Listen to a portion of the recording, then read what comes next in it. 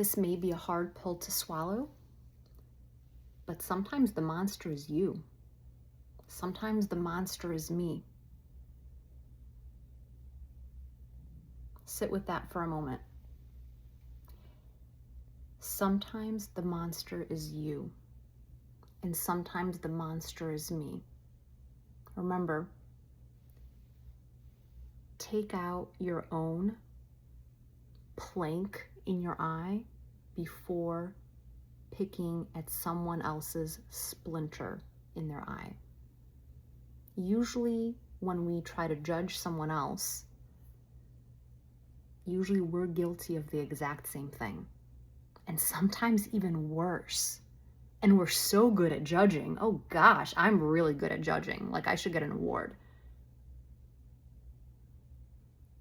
But then when I actually stop and think about it, how hypocritical of me to judge someone else when I'm not innocent. I've done a lot of things wrong.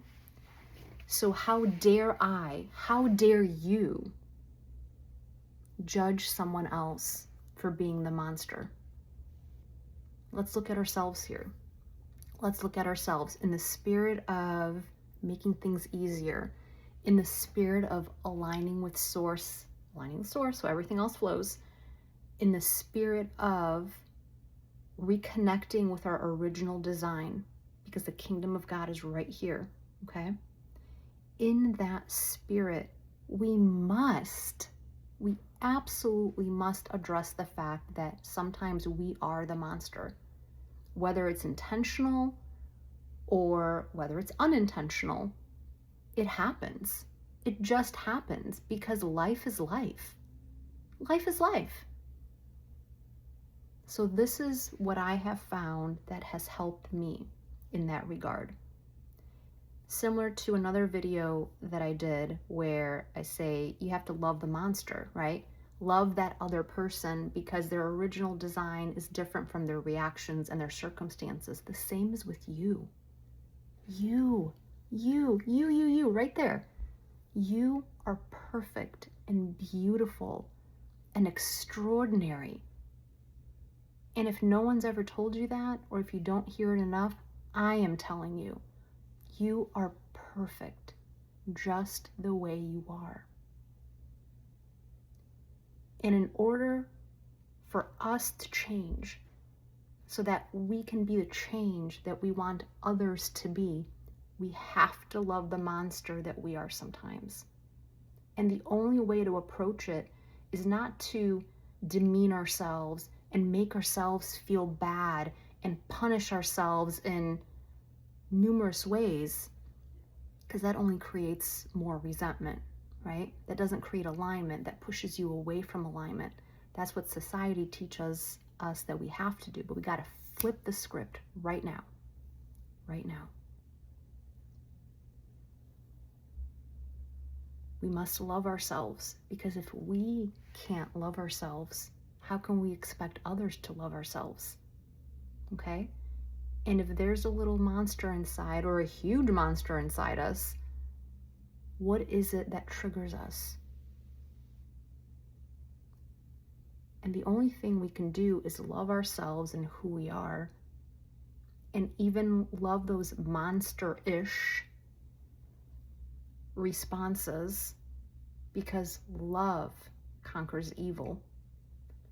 Love conquers monsters. Love embraces. Love changes the energy. Love changes the vibration. Instead of demeaning and being critical to the monster inside you, right? That pushes down the energy. It pushes down your replies, and you feel worse and worse and worse about yourself. And then it festers like a zit, like a pussy zit. It festers and festers and festers until it finally blows up and it leaves a mess everywhere. I know you could identify, for those that had zits in the past.